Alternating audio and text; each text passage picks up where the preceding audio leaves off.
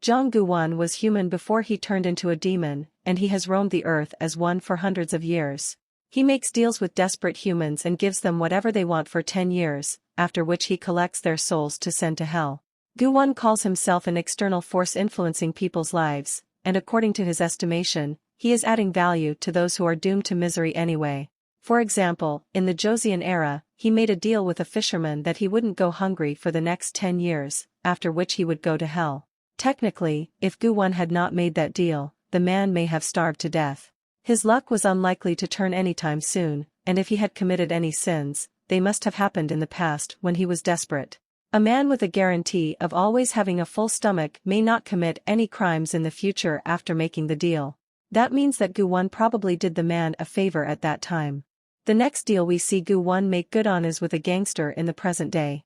10 years ago, he had wished for money and wealth. A man with those ambitions was probably already a sinner or would have been one with or without Gu-won's help. Many people are ambitious, but only very few are willing to shorten their lifespan for those ambitions, which just shows the kind of person that gangster must have been. Gu-won is correct when he says that he probably helped the gangster do the best he could. But here is where the demon part may have come in. Gu-won doesn't seem to be against God, but he may be doing the devil's work because he has given greedy and dangerous people a lot of power without any thought for consequences. This may be better elaborated on in the coming episodes because Gu-won is not some tortured soul. He likes his job, and he enjoys the powers he has in the world.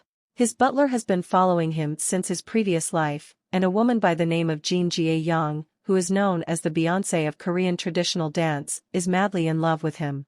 His contracts with these two humans aren't completely clear yet, but they seem to be obsessed with him. Do-hee lost her parents when she was a child, and she was later adopted by Joo Cheon-suk, who is the chairwoman of Myri Group, which is one of the top 10 companies in Korea.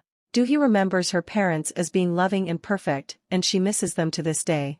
There doesn't seem to be any particular reason for her to be married to her work or for her devilish personality except maybe that she was born this way. Do-hee was told by Joo Cheon-suk that she shouldn't trust anyone. It may also be true, considering her environment. The chairwoman's son, No Suk-min, is waiting for his inheritance, but he is probably not very competent, and he has also been a recovering alcoholic for 10 years. His wife, Kim Se-ra, is clearly unlikable, and their son, No Do-jaeong, is mostly silent so as to not catch unnecessary attention. Joo Cheon-suk also has a daughter, No Suon, who loves to emulate everything Parisian and causes her mother some headaches through this. Finally, Joo Cheon-suk has a younger brother who is traveling the world with his wife, while his son, Joo Suk-hoon, has established himself as Joo Cheon-suk's business partner. They all hate Do-hee since she has literally dropped out of nowhere and is a strong contender for the chairwoman's property. Literally speaking, Do-hee has no one to rely on except Joo Cheon-suk, and the latter wants her to get married and find someone for herself. Therefore, she sets her up on a blind date, but Do-hee ends up going to the wrong restaurant and mistakes Gu-won as her date.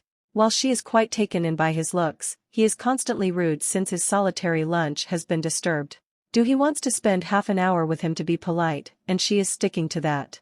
Later, when she sees a cake that he has ordered, she thinks it is for her, and she is genuinely interested in the guy. But she doesn't know that it is a celebratory cake that Gu-won orders every time he collects a soul. Do-hee and Gu-won part on bad terms, and the former realizes later the mistake that has happened. Do-hee gets a call from the head of the financial team, Cha Tae-jun, that he has information that could make her the next owner of Myri. Do-hee is interested, but Tae-jun wants to personally meet her to tell her the details. Meanwhile, Do-hee is trying to solve another problem. No Suon has tried to get a defamatory article published about Do-hee's company, but it is now unavailable. Do-hee is tired of being constantly on alert, and she is sorely missing her parents.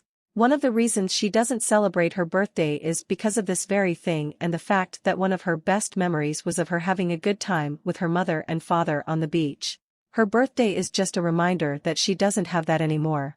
Back in the company, Tae-jun is murdered by someone, and that man is now out to kill Do-hee. He pretends to be her designated driver, and when Do-hee catches on to that, he tries to strangle her.